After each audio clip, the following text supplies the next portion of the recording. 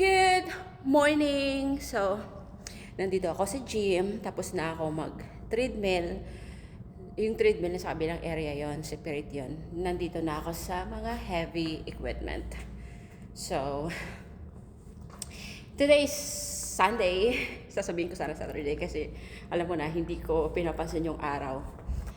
So, today is Sunday and time check is 6:52 AM in the morning. And kakalabas ko lang ng treadmill area. And I think I need to... So, kakalabas ko lang talaga. So, I think I need to rest like 1 minute. Kasi I'm gonna do a back exercise and bicep exercise. So, I'll show you the gym. So, malaki to. It's a big part of gym from there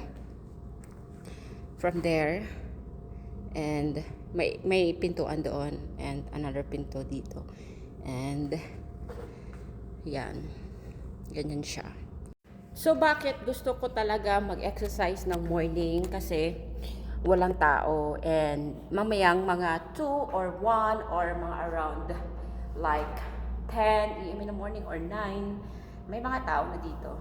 Mas okay kasi, para sa akin mas okay kasi mag-exercise ng morning kasi mag-isa ka lang, magagawa mo yung mga gusto mo, alam mo yun. Ako kasi parang nag-exercise ako, okay hindi naman sa akin yung maraming tao, marami nag-exercise, but it feels like nang na-awkwardan ako, yung parang I feel awkward, na-awkwardan ako.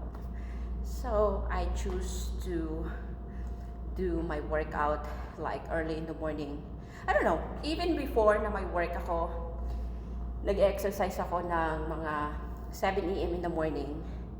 Tapos, mga 2 hours. Ganun. Siguro, parang management at the time management and dahil dun talaga ako nag-start and I used to it. So, today is back and bicep exercise. Ayoko naman, I don't want to have a lot of like yung parang laki ng muscle mo. And thank God kasi lumiit na yung tiyan ko. Lumiit na siya. This is my belly fats nung nanganak ako. But thank God, lumiit na talaga siya. And I don't use any injection to lose weight. And I don't use any kind of, yung mga laser to para lumiit yung tiyan mo. I use a normal way like going to the gym, do some exercises. But thank God, talagang malaki ang tulong sa akin ng pag-gym simulang nanganak ako. Kasi I lose weight, I gain muscle. So, that's it for now. Thank you for watching. Thank you for supporting me.